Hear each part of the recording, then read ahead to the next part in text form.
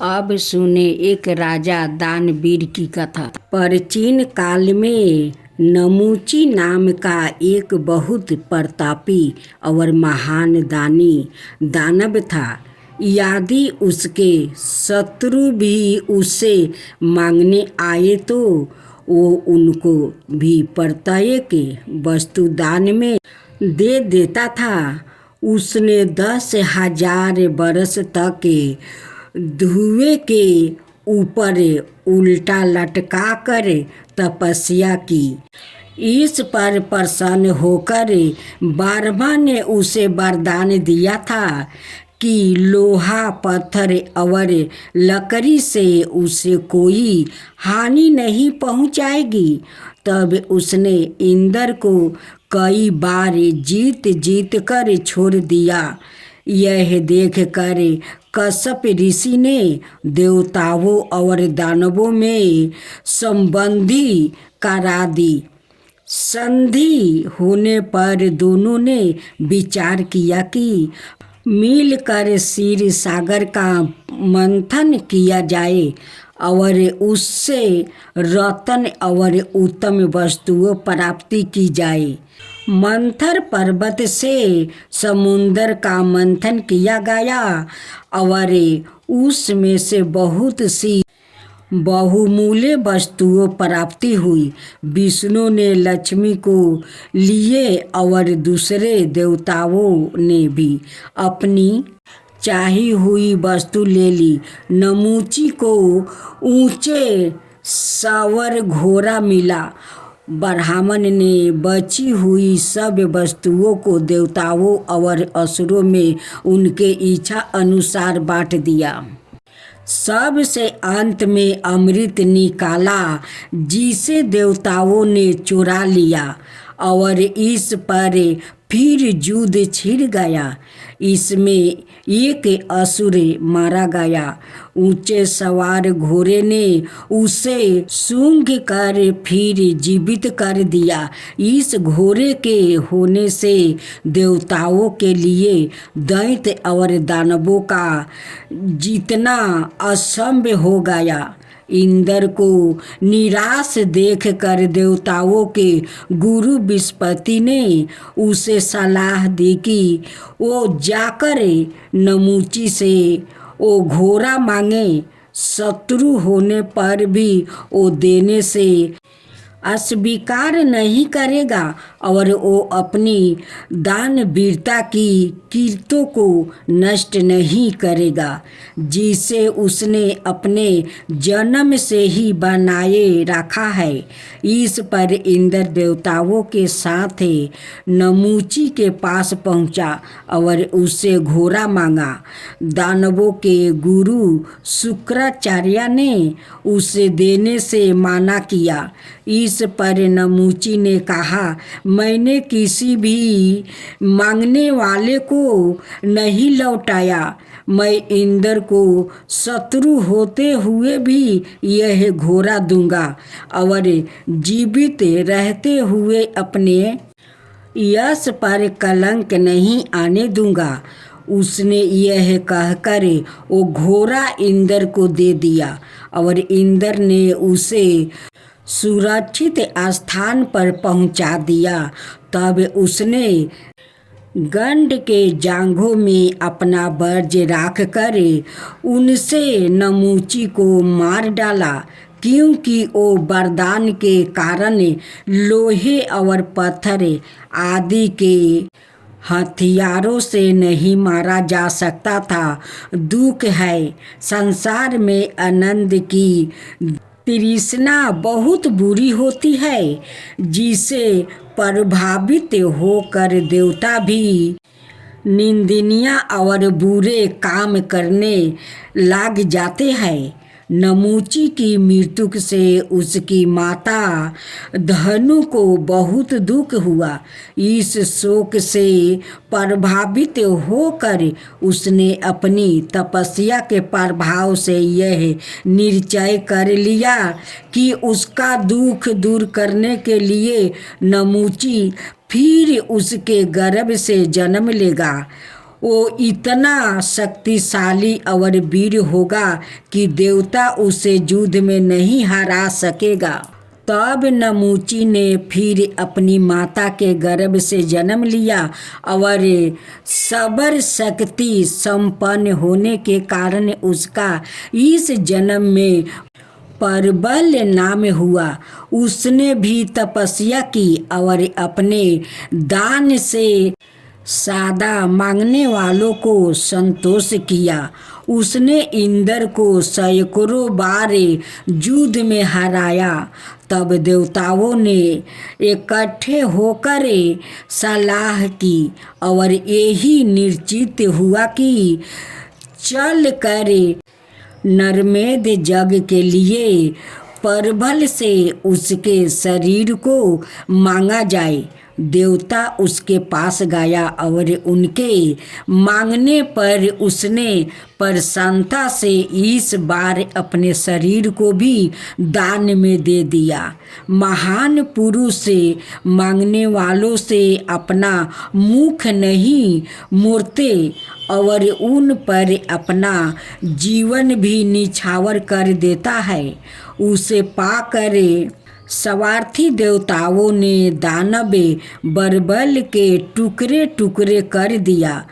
तब बरबल ने फिर परिभास के शरीर में जन्म लिया।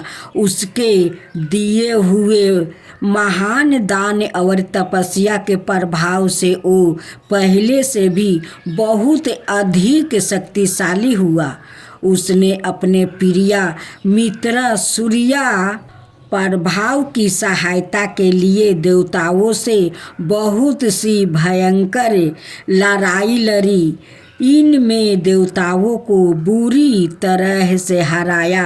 उन्होंने विष्णु से सहायता मांगी, किंतु प्रभाव के पास शिव का दिया हुआ अस्त्र होने से विष्णु अपने सुदर्शन चक्र से भी उसका कुछ नहीं बिगाड़ सके। ब्रह्मा भी असफल रहे। अंत में शिव जी ने अपना निर्णय देकर उनमें संधि कराई और देवताओं और दानवों की एक सम्मिलित सभा हुई।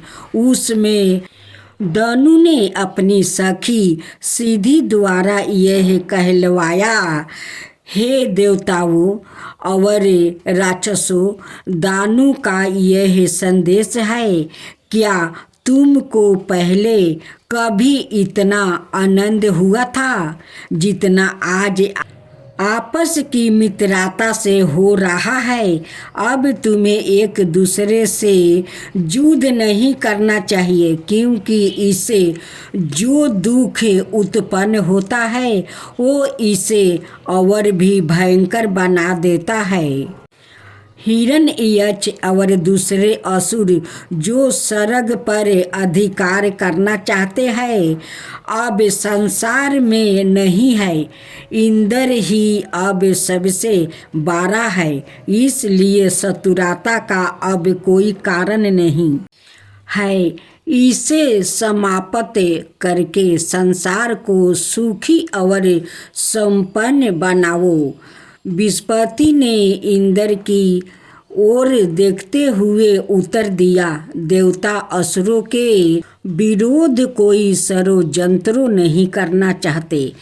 जब तक असुर उनके विरोध शत्रुओं भाव ना दिखाए वो उनके साथ मित्रता से रहना चाहते हैं।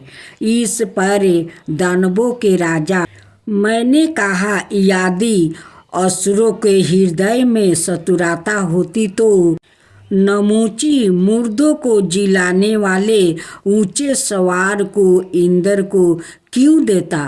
बलबर अपने शरीर को देवताओं को क्यों देता?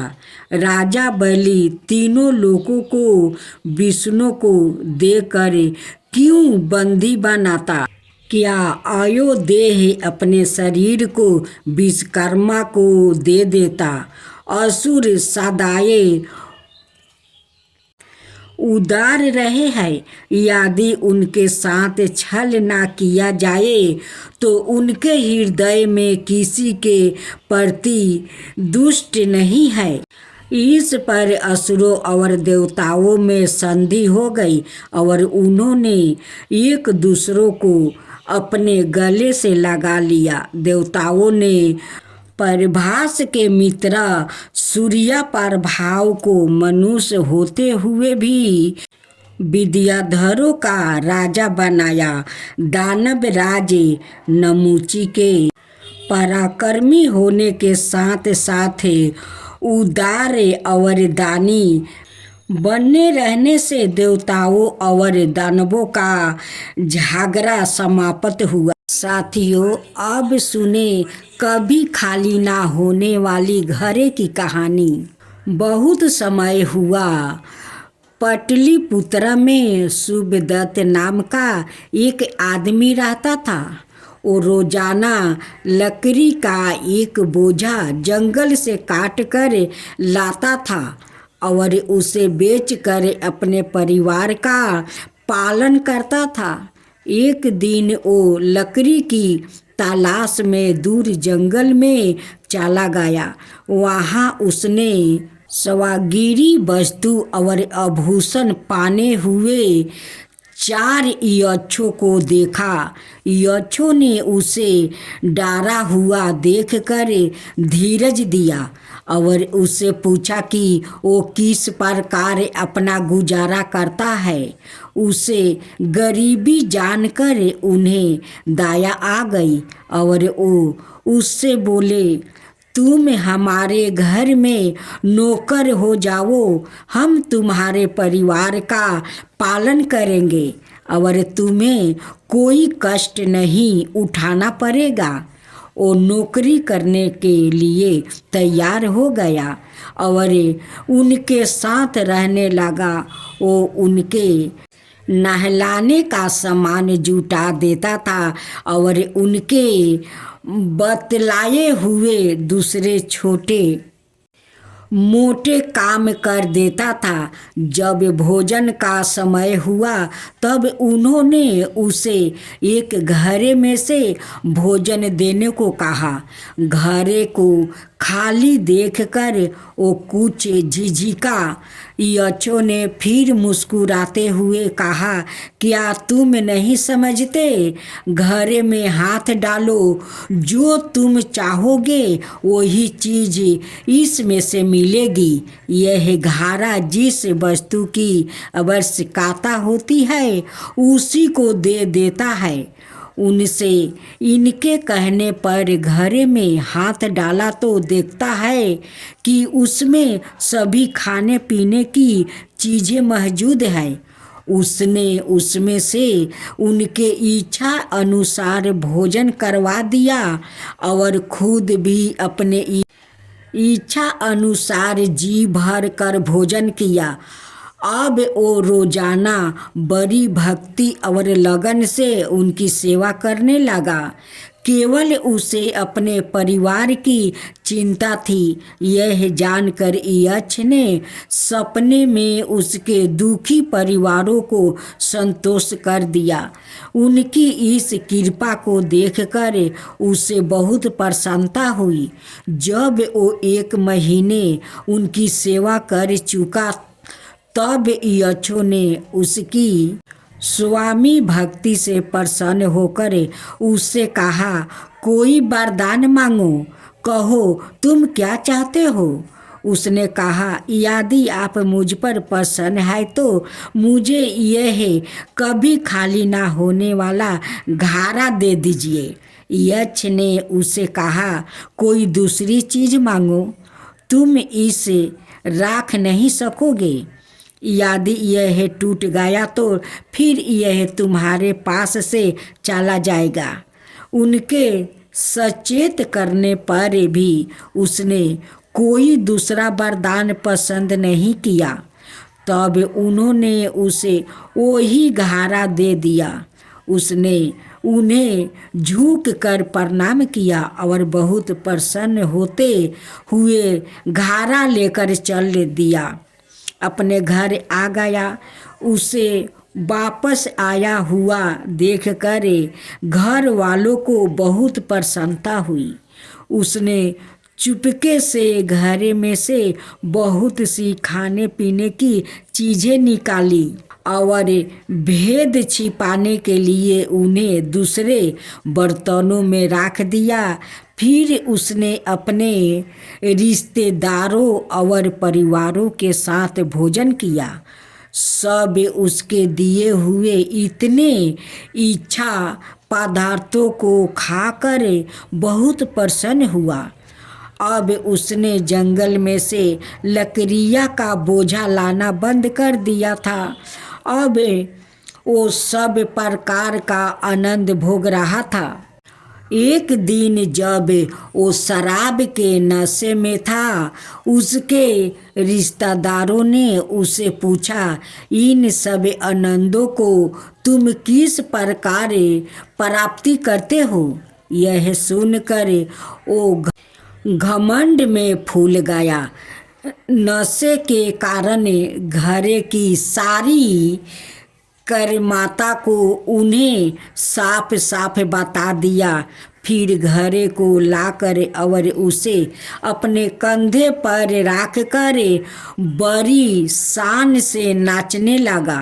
नाचते समय घारा उसके कंधे पर से बिछिल गया और गिर कर टुकड़े टुकड़े हो गया। फिर शीघ्र ही उस घर के सब टुकड़े आपस में जोड़ा गया और जोड़ कर वो अपने असली मालिकों के पास चला गया। इसे देखकर वो बहुत निराश और दुखी हुआ, पर अब वो कर ही क्या सकता था। उसकी पहली जैसी दशा हो गई और वही लकड़ी के बोझे फिर जंगल से लाने पड़े। उसकी इच्छों से फिर कभी भेंट नहीं हुआ। इसलिए तुम देखते हो कि अभागे मनुष्य जिसकी बुद्धि मदिरा पाने अथवा दूसरी बुरी आदतों और मूर्ख खताओं से भ्रष्ट हो जाती है, यदि वो धन को किसी प्रकार प्राप्ति भी कर लेते हैं तो भी उसकी रक्षा नहीं कर सकते हैं। वो धन बेभाव उन्हें छोड़कर चला जाता है।